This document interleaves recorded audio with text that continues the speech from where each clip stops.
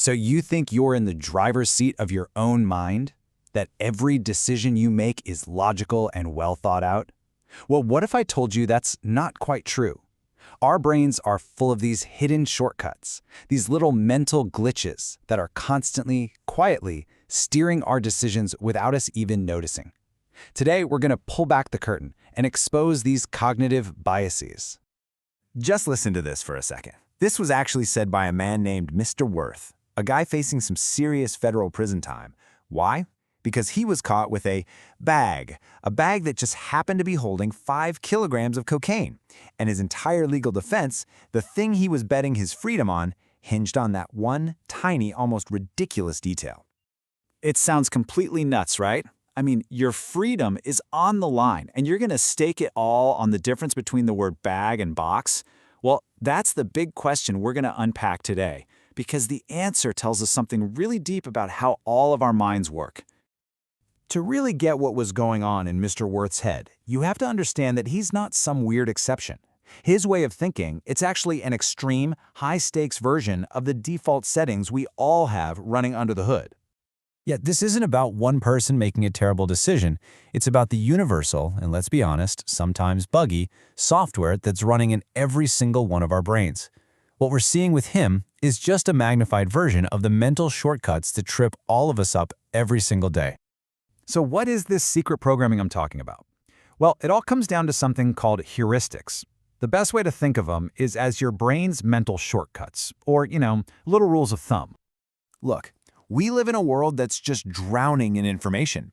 Your brain can't possibly sit down and analyze every single thing from scratch, so it comes up with these quick and dirty rules to make decisions that are good enough, and it does it instantly. They're not a bug, they're a feature. They're absolutely essential for getting through the day without our brains just, crashing. Think about when you cross the street. You don't pull out a calculator and do a physics problem on the car's speed and your walking pace, right? Of course not. You just glance, and some part of your brain instantly screams go or wait. That gut feeling? Yep, that's a heuristic in action. It's lightning fast, it's super efficient, and 99% of the time, it keeps you from getting run over. And this right here shows the big trade-off. What we gain in pure speed with these shortcuts, we often lose in accuracy. Unlike sitting down and doing a deliberate, logical analysis, these heuristics just run in the background, totally on autopilot. But here's the catch. The mistakes they make aren't random. Oh no, they are predictable, systematic flaws in how we think. And these predictable, systematic flaws, they have a name: cognitive biases. And these aren't just simple slip-ups. They are consistent, predictable patterns that make us stray from rational judgment. They're like funhouse mirrors for our reality. So let's dive in and look at 3 of the most common biases that are probably affecting you right now.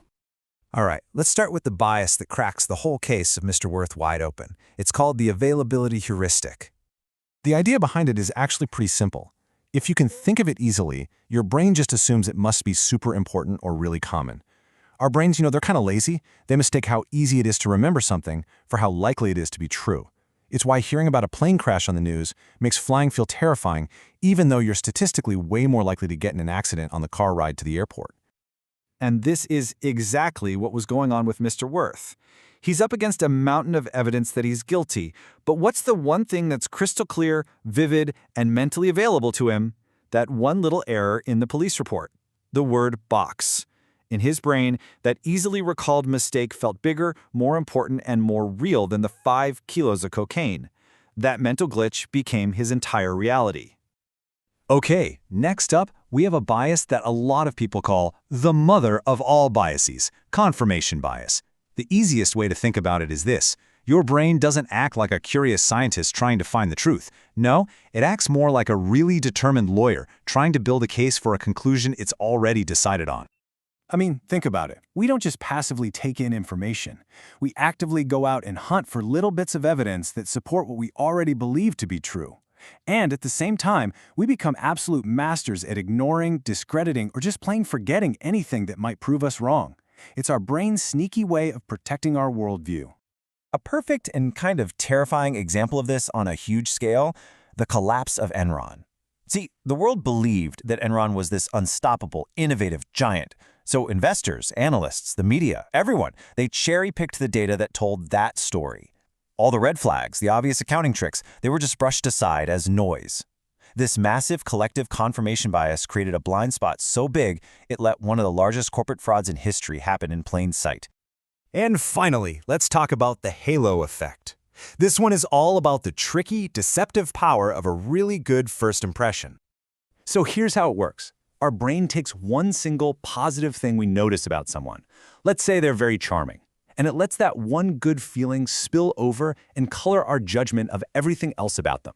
We see that one good thing, and our brain unconsciously sticks a little halo over their head, just assuming they must also be smart and kind and trustworthy. And the most studied example of this is physical attractiveness. We're just hardwired to assume that good-looking people are also smarter, friendlier, and more competent, even when there's literally zero evidence to back that up.